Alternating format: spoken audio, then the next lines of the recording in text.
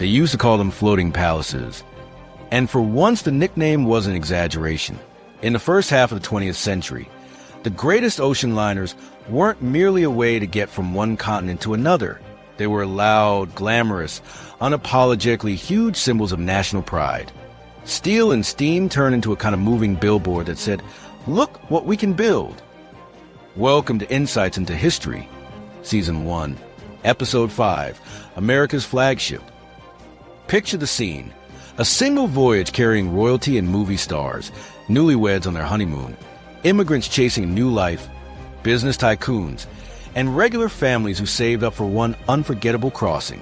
And they're all on the same ship, just separated by staircases, dining rooms, cabin corridors, and the silent geometry of social class. For roughly half a century, the North Atlantic wasn't just water between worlds. It was the world's fanciest racetrack. Today, we're stepping into that era, the golden age of ocean travel. We'll meet the ships that defined it, the record that haunted it, the engine that undercut it, and the last great liner that refuses to slip quietly into the past, the SS United States.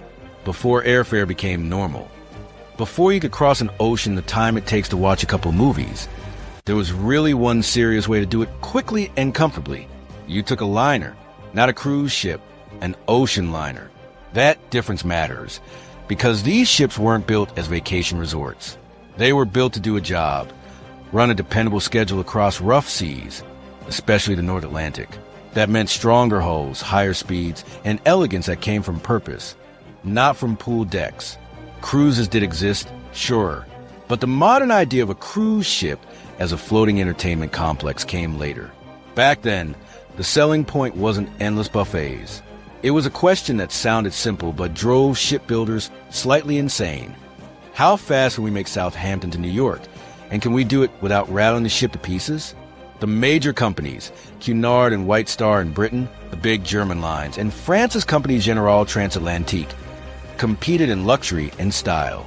But beneath the chandeliers and the polished brass, the obsession was speed. And that obsession gathered around a prize that was both informal and incredibly serious. The blue ribbon. The blue ribbon wasn't some official trophy handed out at a ceremony, like an Olympic medal for ships. It was more like a universally accepted bragging right. If you held the fastest scheduled crossing of the Atlantic, the world knew it, even if no one had mailed you a certificate.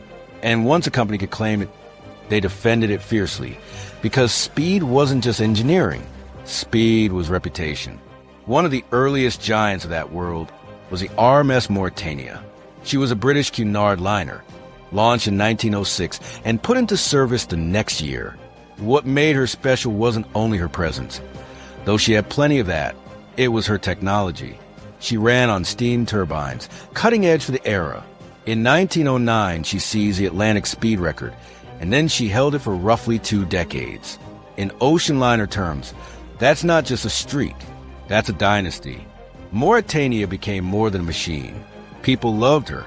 Her name carried weight, the way a legendary train or a famous airplane model carries weight. When she was finally dismantled in 1935, it wasn't a quiet ending. There were protests. Even President Franklin D. Roosevelt, an admirer, reportedly voiced his disappointment. You don't see that very often. A head of state privately mourning the scrapping of a passenger ship. But Mauritania was that kind of icon. Her sister ship, Lusitania, had much of the same promise. Speed, luxury, prestige. But her story collided with the darkest side of the era. In World War I, she was sunk, and the tragedy left a permanent shadow.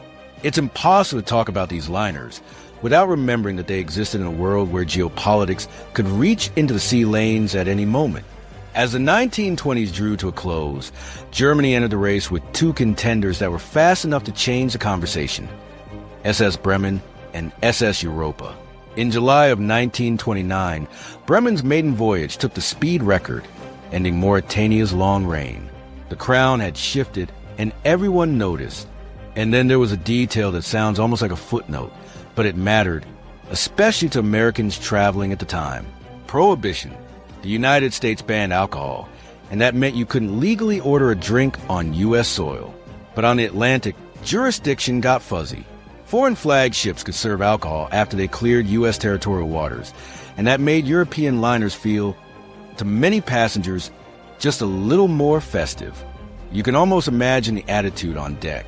The coastline fades into the distance, and suddenly the trip becomes something else.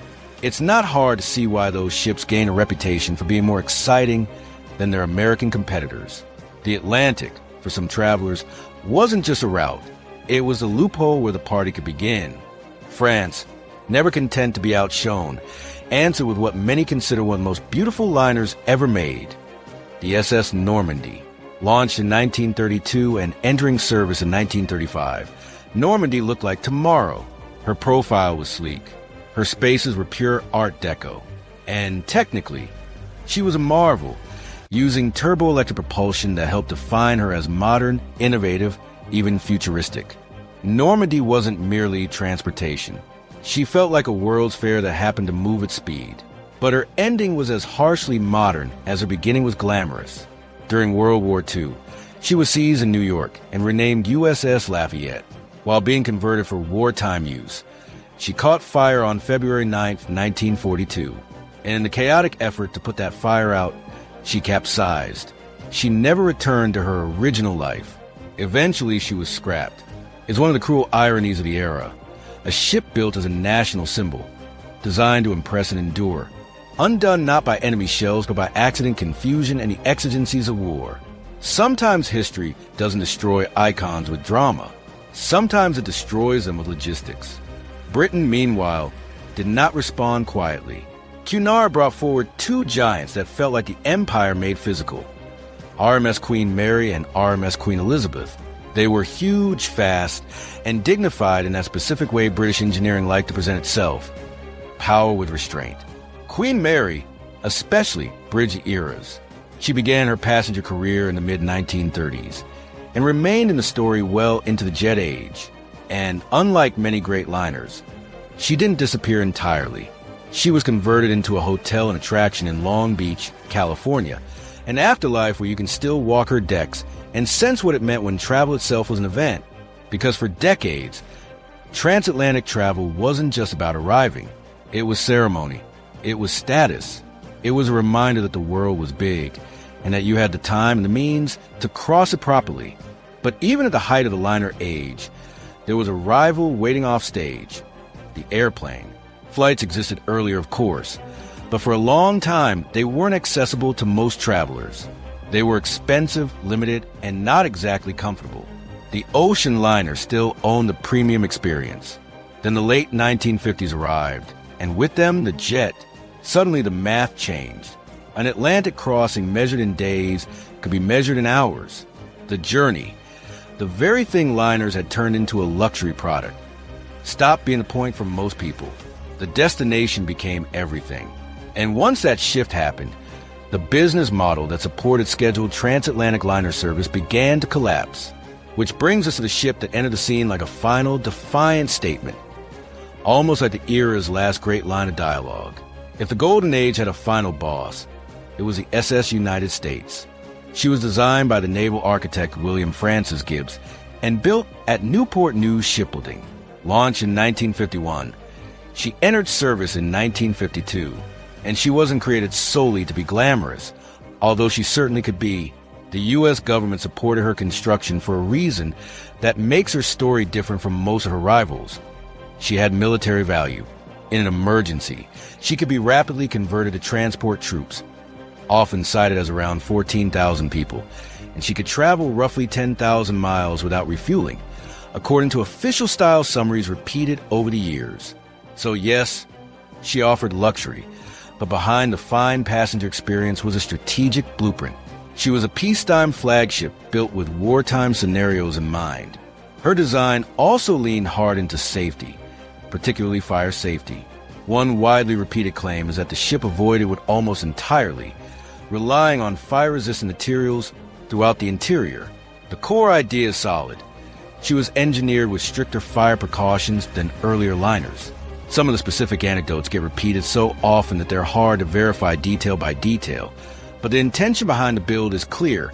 Minimize the risks that haunted earlier ships.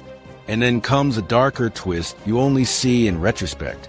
Some fireproofing approaches of that mid-century world used materials that were later recognized as extremely hazardous, most notably asbestos. Safety, as it was understood then, carried hidden costs that would surface decades later. Now we get to the moment that made the SS United States legendary. On July 3rd, 1952, on her maiden voyage, she captured the Blue Ribbon, setting the transatlantic speed record with an average of 35.59 knots. And that record, as the fastest ocean liner crossing, still hasn't been beaten. Her maximum speed is a separate, slightly mysterious story. Some performance details were treated as sensitive information at the time, and modern accounts often cite a top speed somewhere in the low 40-knot range. But the exact number is debated. What matters is the feeling of it. She wasn't just fast for a ship. She had an almost unsettling speed, the kind that makes you imagine a skyscraper deciding it's going to run. Even her dimensions reflected strategy. Her beam was kept narrow enough to allow passage to the Panama Canal if the need arose. In commercial service, she carried just under 2,000 passengers. Because even the fastest ship in the world still needs paying customers to keep the lights on and the champagne pouring. Over time, the SS United States welcomed politicians, celebrities, artists, and public figures. The problem with fame is that lists tend to grow in the retelling, and not every name you hear gets easy confirmation from primary records. But one cultural moment is well documented and delightfully specific. The ship appeared in Disney's 1962 film Bon Voyage, with filming done aboard during an Atlantic crossing. Walt Disney accompanied the production. So for a brief moment, America's speed champion wasn't only breaking records. It was also hosting a movie crew, turning part of the ship into a floating film set.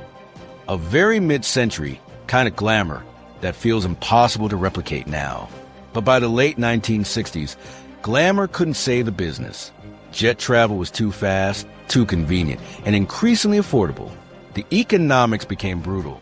In 1969, the SS United States was pulled from service and laid up. And what followed wasn't a clean ending. It was a long, uncertain limbo. There were new owners, new plans, big redevelopment proposals, fundraising efforts, preservation dreams, and repeated collisions with reality. Year after year, the price tags were enormous. The logistics were worse, and the ship, sitting and waiting, continued to age in public view. By the 1980s and 1990s, much of the interior was stripped, partly connected to the complicated work of dealing with hazardous materials from older construction practices. For years, she sat in Philadelphia, massive, empty, and strangely haunting, a monument to a time when speed was made of steel and national pride came with portholes. Then the story took a turn that feels unmistakably like our century.